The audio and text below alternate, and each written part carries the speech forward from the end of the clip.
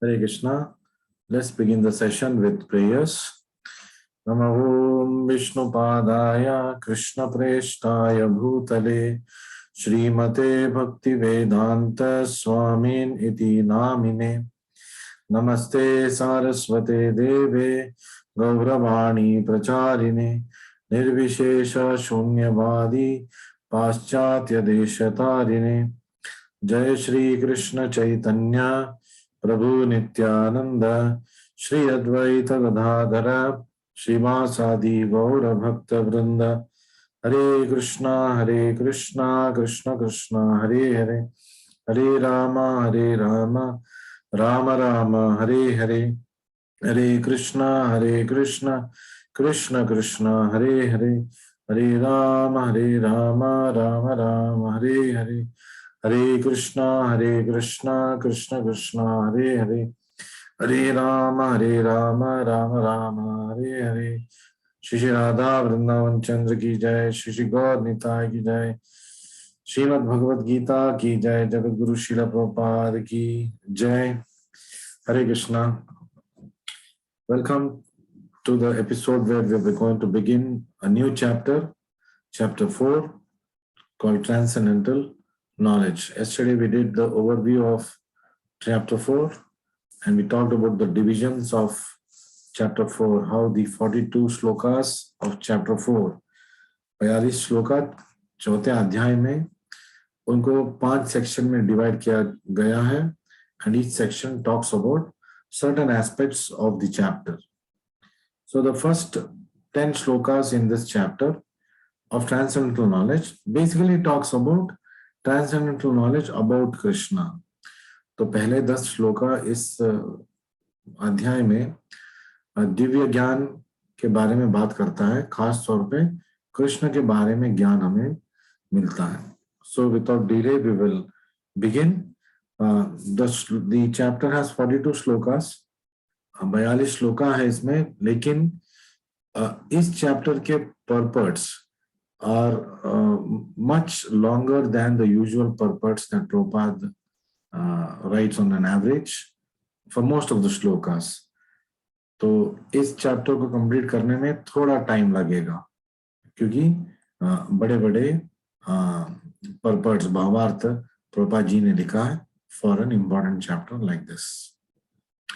So sharing on your screen, Shri Bhagavan Uvacha Iman Vivasvate Yogam Proktavan Aham Avyayam Vivasvan Manave Praha Manur Ikshvakave Bhavid. So basically the first shloka is talking about the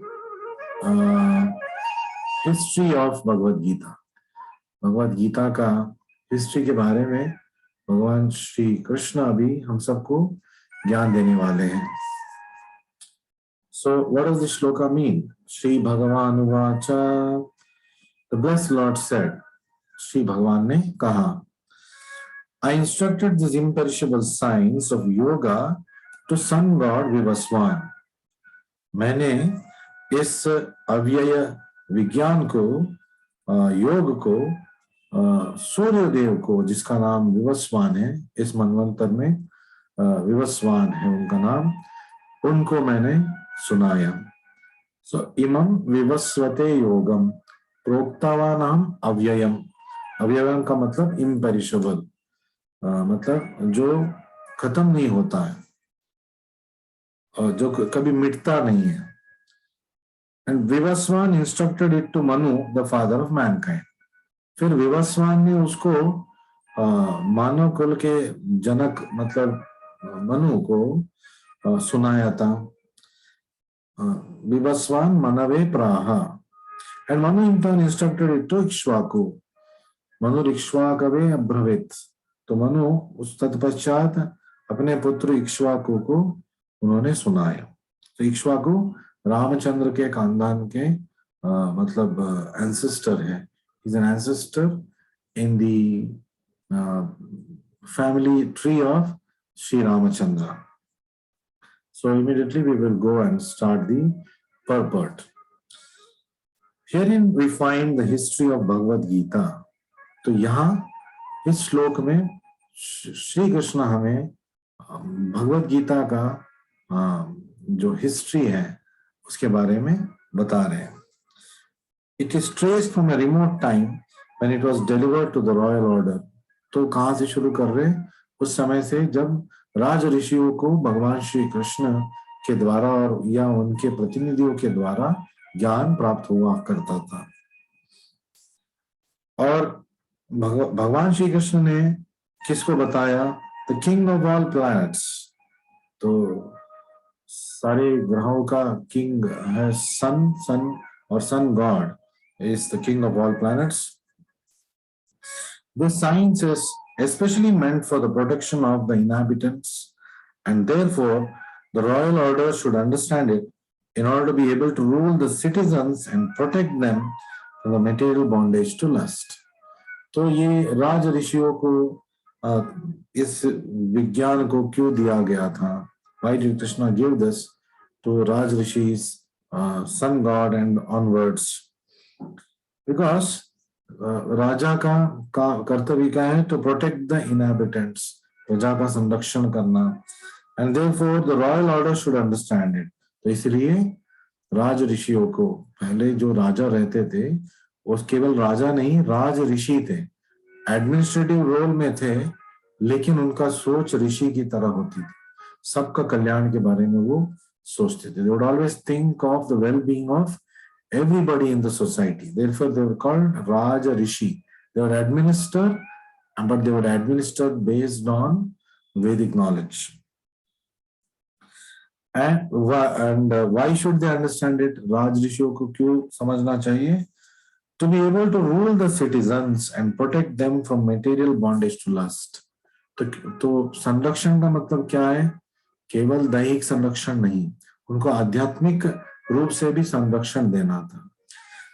इसीलिए क्योंकि ज्यादातर लोग अगर वैदिक ज्ञान नहीं मिलता है, प्राप्त होता है उनको, तो वो काम मोह के रास्ते में भटक जाते हैं और अपना रास्ता को खो जाते हैं. And human life is meant for cultivation of spiritual knowledge. और खास तौर पे मानव जीवन जो है वो आध्यात्मिक विद्या प्राप्त करने की हेतु है. And in eternal relationship with the supreme personality of Godhead. और ये ज्ञान हमें प्राप्त करना है और हमें जानना है हमारा और भगवान का जो सनातन रिश्ता है जो कभी मिटता नहीं है, उसके बारे में हमें जानना है. The executive heads of all the states and all planets are obliged to impart this lesson to the citizens. तो राज ऋषि का कर्तव्य था कि अपने राज्य में सबको, मतलब वो उसका उत्तरदायित्व में by his arrangement, everybody in the kingdom should be educated in spiritual science. तो उनके राज्य में हर एक को आध्यात्मिक विद्या प्राप्त करने के लिए राजा का रिस्पॉन्सिबिलिटी था. और ये विद्या कैसे प्राप्त होगा? By education, by culture and by devotion. तो विद्याभ्यास से और जो खानदानी या राज्य के कुछ रीति रिवाज हैं उससे और भक्ति से ये प्राप्त हो सकता था. In other words, the executive heads of all states are intended to spread the science of Krishna consciousness. तो राजा का ये परम कर्तव्य था कि उसको ये मतलब इंश्योर करना था कि उसके राज्य में सबको कृष्ण प्रज्ञा का विद्या मिले और सब कृष्ण भावनामृत में अपने जीवन को बिताए. So that और ऐसा क्यों होना चाहिए था? So that people may take advantage of this great science, ताकि सामान्य व्यक्ति भी इस महान विज्ञान का फायदा उठा सके. और फायदा उठा के क्या करना था? And pursue a successful path.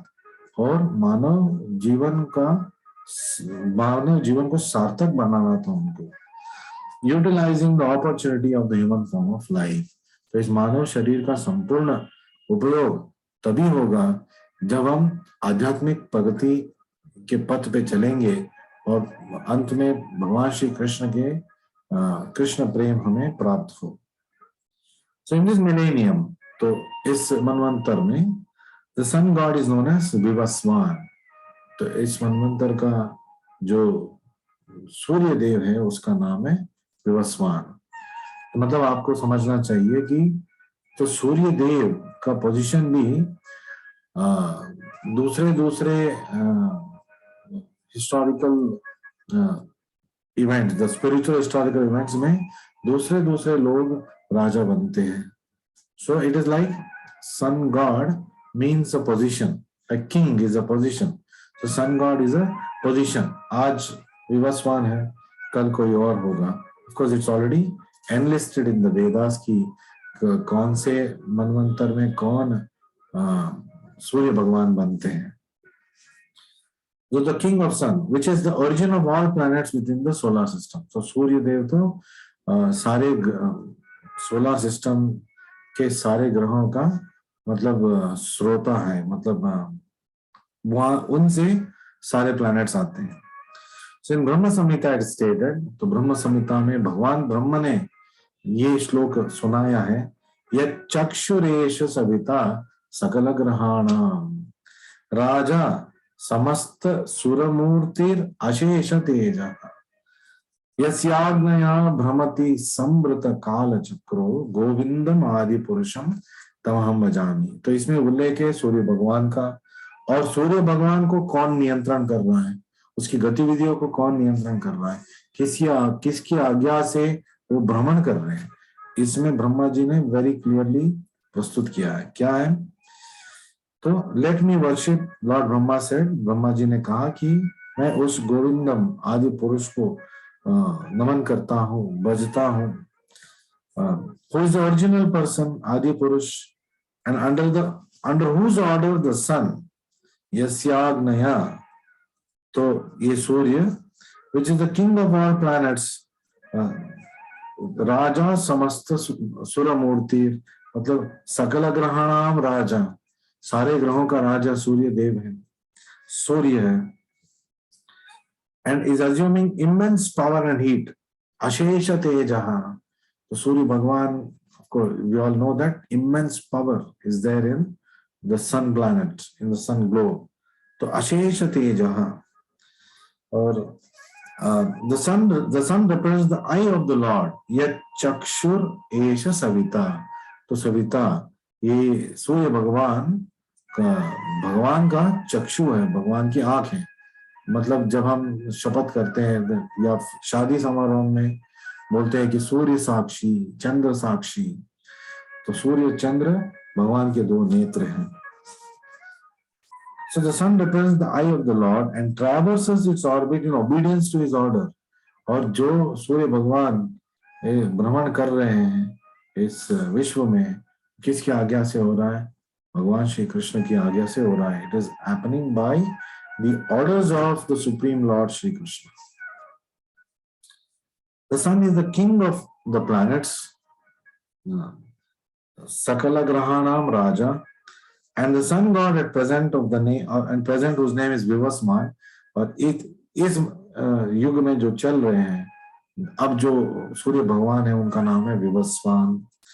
Rules the sun planet, तो राजा का नाम है विवस्वान। सूर्य ग्रह में जो राजा सूर्य देव बन के इस मनवंतर में है या इस पीरियड में है, उसका नाम विवस्वान है, which is controlling all other planets by supplying heat and light। और सूर्य भगवान बाकी सारे ग्रहों को कंट्रोल कर रहे हैं by supplying heat and light, जो प्रकाश और जो हीट है उसको देके सारे ग्रहों को कंट्रोल कर रहे हैं। He is rotating under the order of Krishna, लेकिन उनको कौन कंट्रोल कर रहे हैं? उनको भगवान श्री कृष्ण स्वयं कंट्रोल कर रहे हैं। So and Lord Krishna originally made Vivaswan is first disciple to understand the science of Bhagavad Gita। तो भगवान श्री कृष्ण ने बहुत साल पहले, हजारों लाखों साल पहले विवस्वान को चुना इस भगवद गीता को सुनाना। तो अर्जुना को जो जब सुना रहे, अभी ये पहली बार नहीं सुना रहे। So it is not being spoken for the first time. Arjuna is not the first recipient. In the current times, he was the first recipient at the onset of Kali Yuga. जब महाभारत युद्ध प्रारंभ होने वाला था, कलयुग का onset already हो चुका था, संधि काल था। द्वापर युग और कलयुग के ट्वाइलाइट टाइम था, मतलब उन संध्या काल था द्वापर और कलयुग का युग के बीच। तो ऐसे समय में भगवान ने फिर से इस परंपरा को जारी करते हुए अर्जुन को सुनाया। लेकिन उससे अर्जुन से पहले भगवान श्री विवस्वान सूर्य देव को सुना चुके हैं। So the Gita is not therefore a speculative treatise for insignificant mundane scholar. तो इसलिए ये ऊहापोह से नहीं बना है भगवत गीता, मतलब इससे ये विज्ञान है, ज्ञान है, और ऐसा ज्ञान है जिसको पाके सारे अज्ञान मिट जाता है। It is a standard book of knowledge coming down from time immemorial. तो ये एक पाठ्य पुस्तक है, स्टैंडर्ड पुस्तक है, और वो मतलब जब से प्रारंभ हुआ सृष्टि तब से है, क्योंकि ये ज्ञान भगवान के अंदर है। भगवान तो अव्यय है, इसलिए ये ज्ञान भी अव्यय है। सो in the Mahabharata Shanti Parva we can trace out the history of Gita as follows. तो महाभारत में भी शांति पर्व में भगवत गीता का जो चरित्र है, हिस्ट्री है, उसके बारे में बताता है। त्रेता युगादो चततो विवस्वान मनवे ददौ मनुष्य लोक भृति अर्थम सुतयेक्ष्वाकवे ददौ। तो इसका मतलब क्या हुआ ये दो लाइन का? त्रेता युगादो, त्रेता युग से पहले, ततो विवस्वान मनवे आदो, तो उस समय विवस्वान ने मनु को ये शिक्षा दिया था, मतलब उससे पहले विवस्वान को भगवान श्री कृष्ण ने भगवत गीता का बोधन कर दिया था। मनुष्य लोक बुद्धि अर्थम, और मनु लोक कल्याण के अर्थ से सुत या इक्ष्वाकवे ददौ, तो उनके पुत्र इक्ष्वाकु को उन्होंने प्रदान किया इस ज्ञान को। इक्ष्वाकुना च कथितो व्यापलोकान अवस्थितः, और इक्ष्वाकु से फिर राजऋषि की परंपरा से खानदानी रूप से ये सूर्य परंपरा में आ रहा है, सूर्य वंश के परंपरा में। तो और वो पहला श्लोक भगवान श्री कृष्ण क्या कह रहे हैं? यही कह रहे हैं कि मनु, पहले मैंने भगवान विवस्वान को बताया, विवस्वान ने अपने पुत्र, मतलब मनु भी अनेक मनु है, और इस युग का मनु है, इस समय जो मनु चल रहे हैं वो विवस्वान सूर्य देव का पुत्र है, इसलिए उसको वैवस्वत मनु बोलते हैं। और एक और मनु है जो प्रारंभ में थे, फर्स्ट मनु, तो वो स्वयंभू मनु है, वो ब्रह्मा के पुत्र है। लेकिन अभी जो मनु है वो सूर्य देव के पुत्र है, विवस्वान के पुत्र है, इसलिए उनका नाम वैवस्वता है। So in the beginning of Treta Yuga, this science of relationship with the Supreme was delivered by Vivaswan to Manu. तो विवस्वान से मनु को प्राप्त हुआ त्रेता युग में, और उससे पहले, and Manu being the father of mankind gave it to his son महाराज इक्ष्वाकु। मनु मानव कुल का जनक है, पिता है, और उसने अपने पुत्र इक्ष्वाकु को इस ज्ञान को प्रदान किया। The king of this earth planet and the forefather of Raghu dynasty, जो पूरे भूमंडल का राजा था और रघुवंश का हिस्सा था, मतलब उसके बाद में रघुवंश, उनके खानदान में रघुवंश और रामचंद्र जी आए। Therefore, Bhagavad Gita existed in human society from the time of महाराज इक्ष्वाकु। तो भगवत गीता 5000 साल पुराना ही नहीं है, वो लाखों साल पहले भी प्रस्तुत था, और महाराज इक्ष्वाकु के समय से, उससे पहले मनु के समय से, उससे पहले विवस्वान के समय से, जब से उनको सुनाया गया लाखों साल पहले, तब से है। So in the present moment we have just passed 5000 years of कलयुग। तो कलयुग में अभी कितना साल हमने बिताया? 5000 साल।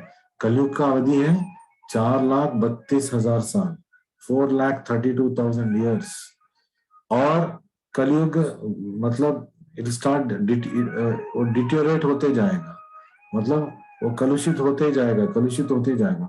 तो 5,000 साल के बाद ये हालत है। तो सोचिए 10,000 साल के बाद क्या होगा, 20,000 साल के बाद होगा, और जब 4,32,000 साल हुआ होगा, क्या हालत हुआ होगा। ये हालत हुआ होगा कि उस समय बात से काम नहीं चलेगा, बोधन से काम नहीं चलेगा। तो कृष्ण भगवान कल की अवतार में आएंगे और सारे दुष्ट का विनाश करेंगे। तो तब बोधन का काम चलेगा नहीं कलयुग के अंत में, क्योंकि सब लोग पाखंड बन चुके हैं, बन चुके होंगे उस समय। So now the proper history comes of Kali Yuga, which lasts 4,32,000 years. Before this there was Dwapar Yuga, तो इससे पहले द्वापर युग था, भगवान श्री कृष्ण उस समय आए थे, तो उसका अवधि है लगभग 8 लाख साल। और उससे पहले था त्रेता युग। त्रेता युग duration is 12 lakh years, 1,200,000 years, 12 lakh साल लगभग त्रेता युग का अवधि था।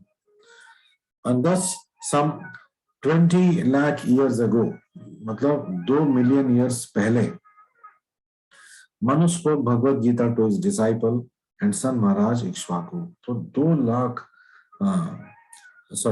लाख साल पहले, 2 मिलियन 20 लाख साल पहले मनु ने इक्ष्वाकु महाराज को भगवद गीता का बोधन किया था, जो उस समय इक्ष्वाकु पृथ्वी के पूरे पृथ्वी के राजा थे। The age of current Manu is calculated to last some 305,300,000 years. तो मनु वैवस्वत मनु का आयु क्या है? उसका आयु है 305 मिलियन ईयर्स, 305.3 मिलियन ईयर्स, ये उनका आयु है। मतलब 3,053 लाख ईयर्स, 3,053 लाख ईयर्स, ये उनका आयु है, जो वैवस्वत मनु है, जो आज के मनु है। ऑफ विच 120 मिलियन और 120.4 मिलियन हैव पास्ड, और उसमें कितना समय बीत गया, उस मनु का आयु कितना खत्म हुआ, 120 मिलियन। तब हम तो 100 साल की बात करते हैं, यहाँ पे जीवन अवधि कहाँ कितना है मनुओं का, तो उसमें 305 मिलियन ईयर्स में या 3,053 लाख ईयर्स में 1,204 लाख ईयर्स हैव पास्ड, उसका आयु इतना खत्म हुआ है। अभी भी ऑलमोस्ट 200 मिलियन ईयर्स अभी भी वो जीवित रहेगा लगभग। सो इट्स अनइमेजिनेबल, लेकिन ये सत्य है। And in human society it has been extend for 2 million years. तो मानव कुल में वो 20 लाख साल से है। इट वॉज, तो 5,000 साल पूर्व अर्जुन को सुनाया गया, मतलब स्थापना किया गया। So it was re-spoken by the Lord again about 5,000 years ago. 5,000 साल पूर्व अर्जुन के लिए भगवद गीता का बोधन किया गया है, और हम सबके कल्याण के लिए किया गया है। That is the rough estimate of the history of Bhagavad Gita. Bhagavad Gita कितना मतलब पीछे जाता है। तो the history of the Muslim religion is hardly 2,000 years old. Christian religion hardly 2,000 years old. The Sikh religion 500 years old. तो सिख का जो धर्म है वो 500 साल पुराना है। मुस्लिम्स और क्रिश्चियंस, इनका जो धर्म प्रारंभ हुआ लगभग 200 साल पहले। तो that's why it's called before Christ, after Christ. तो आफ्टर क्राइस्ट एनो डोमिनो अभी 2000 साल हो गया, 2020 years. तो बस इतना ही है इनका हिस्ट्री। सनातन धर्म, और सनातन धर्म में इतने साल पहले वैवस्वत मनु को भगवान श्री कृष्ण ने बताया, और मानव कुल में वो 20 लाख साल से कायम है अभी. So it is something phenomenal. So it is not something that has come in the recent past. So it is coming from time immemorial. So it was first spoken to sun god Vivaswan because he is also a Kshatriya. तो भगवान श्री कृष्ण भगवान विवस्वान सूर्य देव वो भी क्षत्रिय है और and is the father of all the kshatriyas. तो सारे क्षत्रियों का पिता है वैवस्वत मनु, इसलिए वो बोलते हैं सूर्यवंश बोलते हैं. and were descendants of sun god or the Suryavansh Kshatriyas.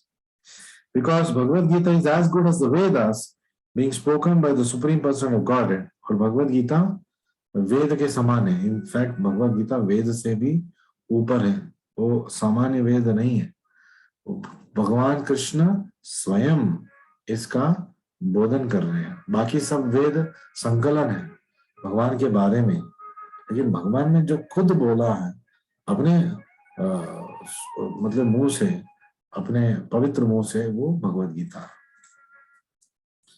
So, because Bhagavad Gita is as good as the Vedas, being spoken by Supreme Person of Godhead, this knowledge is अपौरुषेय. तो ये कोई मामूली इंसान ने रचना नहीं किया इसको, कोई प्रोफेट, कोई मतलब न्यू एज स्पिरिचुअल गुरु ने नहीं लिखा है इसको. भगवान श्री कृष्ण ने स्वयं अपने शुभ मुख से बोधन किया है और इसलिए इसको अपौरुषेय मतलब सुपर ह्यूमन.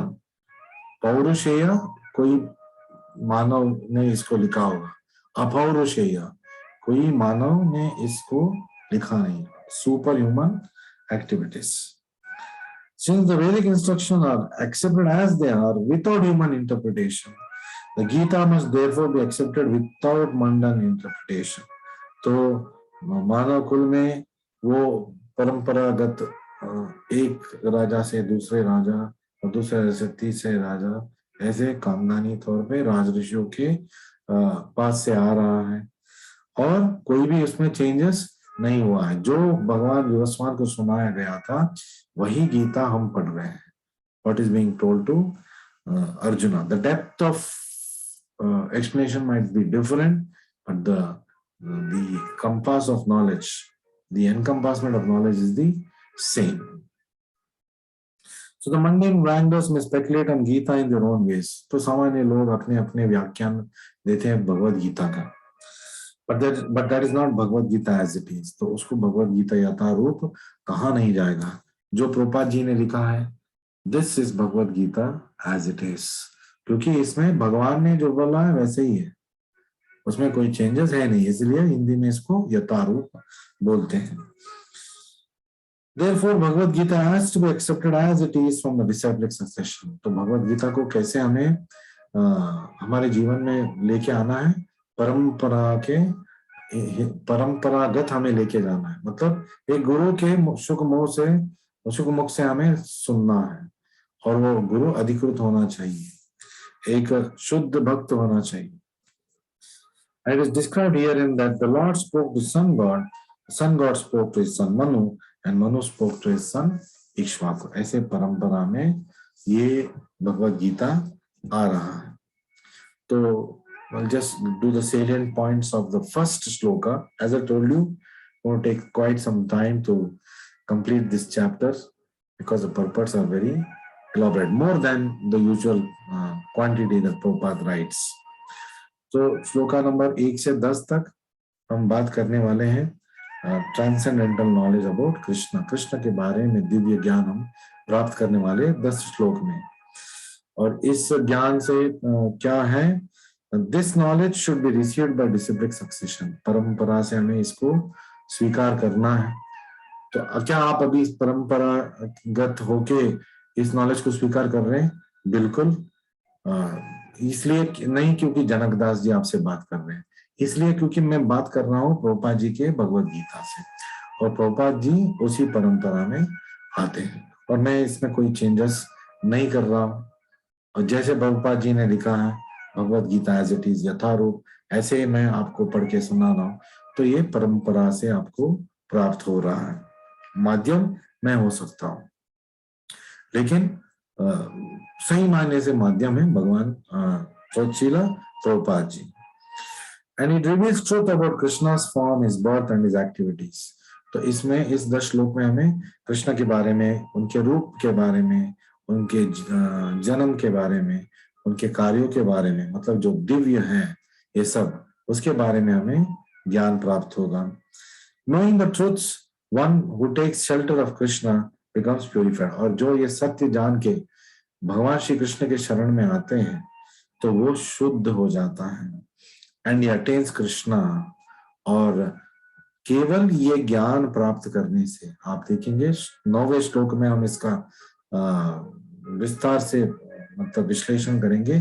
केवल ये ज्ञान आप प्राप्त करेंगे बोनाफाइड डिसिप्लिक सक्सेशन में जो कर रहे हैं आप, तो you will attain Krishna. Krishna बोल रहे माम एति, मेरे पास आ जाएंगे ये सब जो भी अधिकृत रूप से परंपरागत भगवद गीता का श्रवण कर रहे हैं। And Krishna is absolute truth, supreme person who comes to the world to protect eternal dharma. Krishna क्यों अवतार लेते हैं ये भी हम पहले 10 श्लोक में जान लेंगे। तो प्रोटेक्ट धर्म, धर्म संस्थापनार्थाय वो आते हैं। One knows this is factually liberated. और जो भी इसको तत्वतः मतलब जैसे है वैसे जान लेगा तो वो मोक्ष का प्राप्त कर पाएगा।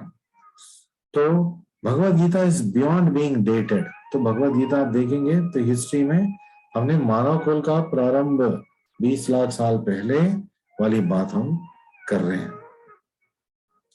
तो जब मनु वैवस्वत मनु उससे पहले वैवस्वत मनु की हम बात कर रहे हैं। उससे पहले और भी मनु हैं, उससे पहले भी भगवद गीता था, लेकिन करंट विवस्वान और वैवस्वत मनु से प्रारंभ करते हुए भी 20 लाख साल पुराना ये बोधन है। But again telling you it is eternal, मतलब जब से सृष्टि बना है उससे पहले भी वो भगवद गीता था। So why kings were given transcendental knowledge? तो ये प्रश्न somebody read the first few shlokas yesterday, and yesterday they asked this question, why kings were given transcendental knowledge?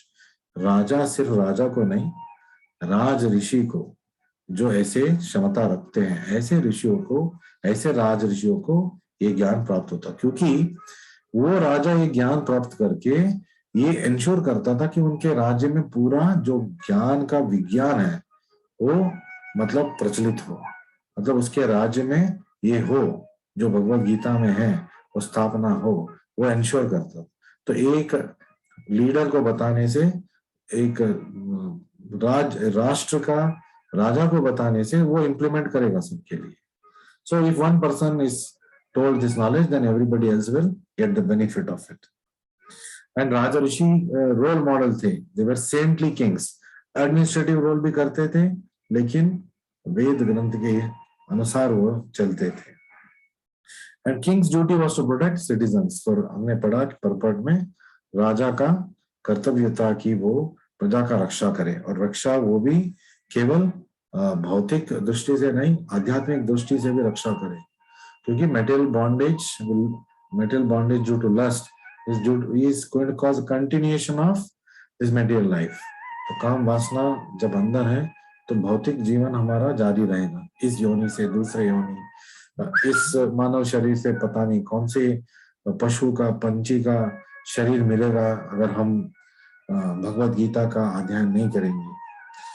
So Raja means who controls externals। राजा का मतलब जो बाहरी दृष्टि से सबको कंट्रोल करता है, और ऋषि का मतलब क्या है, जो अंदरूनी कंट्रोल रखता है, जो अपने आप को कंट्रोल करता है और दूसरे लोगों को भी आध्यात्मिक दृष्टि से कंट्रोल कर पाता है। तो राज ऋषि थे।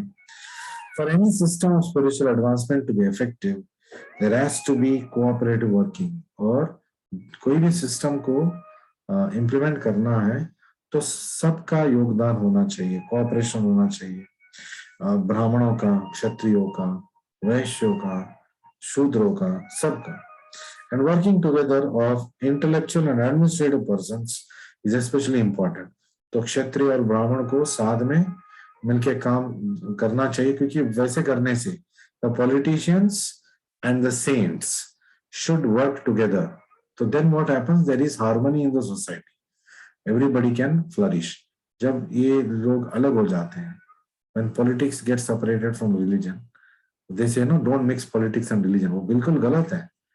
Politics should be based on religion। तो धर्म के आधार पे राजकीय होना चाहिए, तो मिक्स तो होना ही है, लेकिन it should not be contaminated type of religious discourses। शुद्ध धर्म बोधन जो भगवत गीता यथारूप से मिल रहा है, उसको मतलब मध्य रखते हुए एक राजऋषि को राष्ट्र को चला रहा है। So knowledge and wealth are influential factors. तो ज्ञान और धन, धर्म और अर्थ, ये दोनों सोसाइटी को इन्फ्लुएंस करता है। तो ये जरूरी है, अर्थ का भी जरूरत है, मतलब अर्थ भी जरूरत है। We need money, because without money many things we cannot do, but money has its particular use. Beyond that, we must not get attached. And ये ब्राह्मण और क्षत्रियों का मिलने से क्या होता है? It is like a combination of the word and the sword.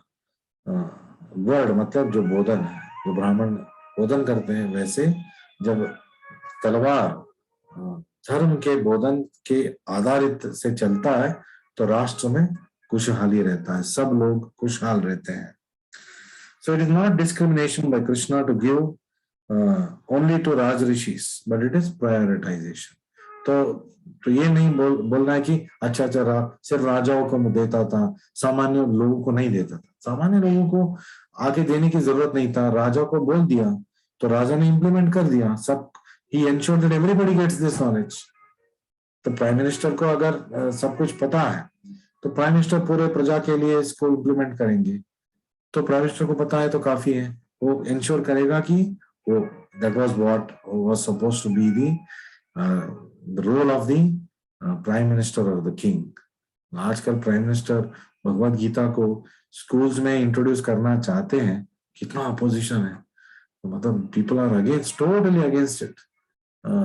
तो ये कलयुग का दुर्भाग्य है, बट हमारा भाग्य है ऐसे कलयुग में भी हम आज भगवत गीता का ज्ञान को प्राप्त कर रहे हैं। So we are all very, very fortunate, and this good fortune has come by the blessings of Guru Srila Prabhupada. So finally, for today, Krishna gave light of knowledge to sun god. तो ज्ञान के प्रकाश को भगवान सूर्यदेव को दिया कृष्ण भगवान ने।